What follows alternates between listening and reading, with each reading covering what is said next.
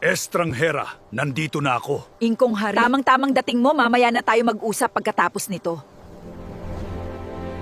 Kailangan ko rin magpalit ng anyo.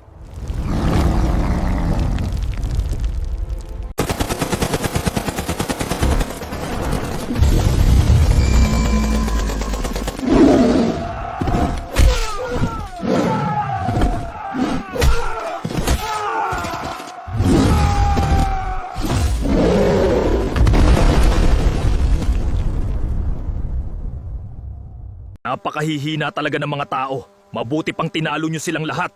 Ako na lang ang harapin nyo. Kahit dalawa pa kayo, hindi kayo uubra sa akin. Estranghera, tumabi ka muna. Ako muna makikipaglaban sa kanya. Sige, titignan ko nga kung malakas ka pa rin. Puro ka dada. Bakit hindi mo subukan? Kailangan ubusin ang lahi nyo dito sa lupa.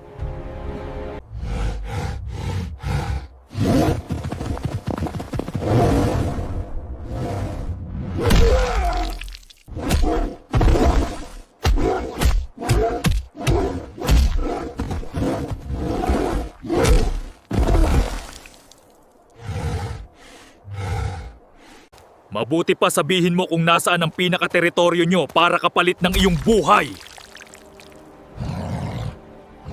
Nasa isla kami ng karagatan, yung pinakamalaking bahay doon. Yun ang bahay ng teritoryo ng aking pinuno. Ang galing mo pa rin. Ang lakas mo pa rin. Napapabilib mo ako. Iba ka talaga, Ingkong Hari. Basic lang sa akin yan, Estranghera. Tara, umuwi muna tayo sa bahay at doon tayo magkwentuhan.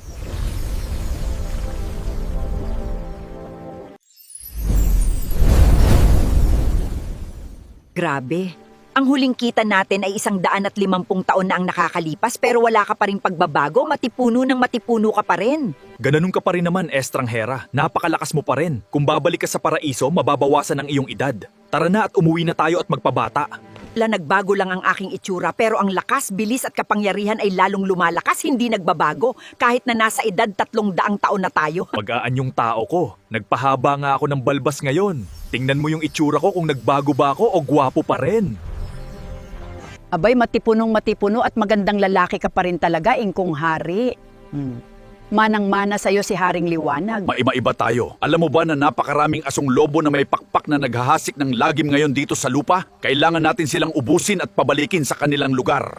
Ganun ba? Yan ba ang dahilan ng pagbaba nyo sa lupa? Di ba ang napangasawa ni Haring Liwanag ay isang taong tagalupa na naging bathala at naging asong lobong may pakpak din? Oo, tinalo niya ang mahal na reyna kaya nakuha niyang pakasalan si Haring Liwanag. Malakas ang mag-asawang iyon, walang tatalo sa kanila. Kaya pala sila tinawag na bathala. Pero marami pa rin talagang makasalanan dito sa mundo kahit na tayo ay may Diyos o bathala. Napahaba na yata ang kwentuhan natin. Magagapi natin lahat yan. Tara na muna at magtsaa tayo. Ito ang pinagmamalaki kong tsaa ng kabundukan.